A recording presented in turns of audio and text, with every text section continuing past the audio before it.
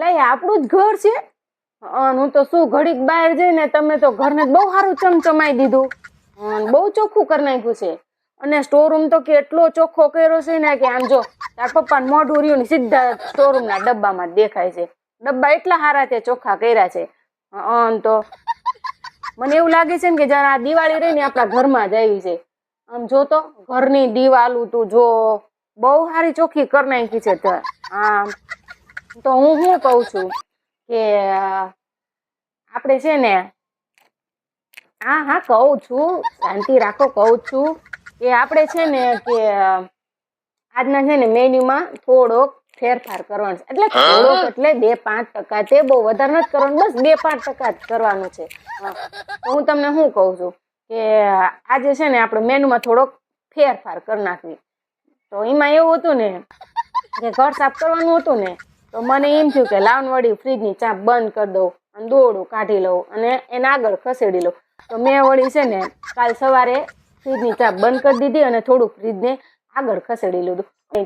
અને મને એવું યાદ જ ન આવ્યું વળી કે અંદર વસ્તુ પડી હતી. મને તો એવું છે કે ફ્રીજ ખાલું જ પડ્યું છે. તે મેં વળી ફ્રીજની ચાપ બંધ કરીને ફ્રીજને થોડુંક આગળ ખસેડી લીધું. મેં કીધું ઘર સાફ કરવી છે ને તારે હારે સાફ થઈ જાય તો પછી ઉપાધિ નહીં, મારે હારે થતું જાય ને એમ. તો મેં વળી એવું કર્યું.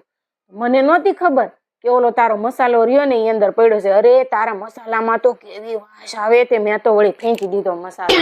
તો અને તમારું ઓલું ઢોસાનું ખીરું તો આમ ઉભરાઈને આમ ફૂં થઈ ગયું હતું ને. અરે એવું તો કાંઈ ખવાતું હશે તમને, થાય પાછા પેટના પ્રોબ્લેમ છે. એવું ખાવ ને તો તમને કેટલો પેટનો પ્રોબ્લેમ વધી જાય. એટલે મેં જવા જ દીધું. તો હું અને તાર પાણીપુરીને પાણી તો ખાટું તોડ જેવું થઈ ગયું હતું. તે મેં તો વળી છે ને એને ફેંકી જ દીધું. તો અને એવું ખાઈને અમથું તે પાછું દવાખાને જાઓ અને ડોક્ટરને કેટલાય રૂપિયા દેવા ને એના કરતાં નાખી દેવું સારું ને. તે મેં તો વળી ફેંકી જ દીધું. મેં તો ખાવું જ નથી ને.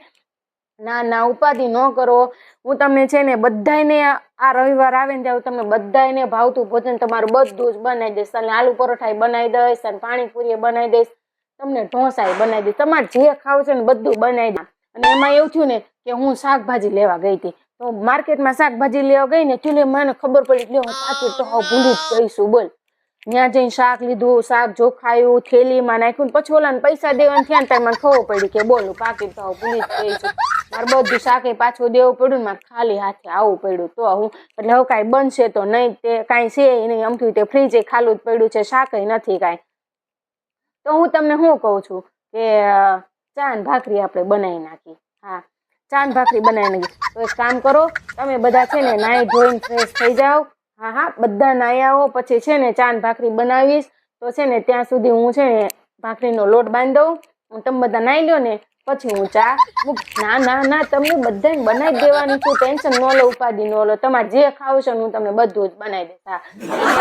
હું ભાખરીનો લોટ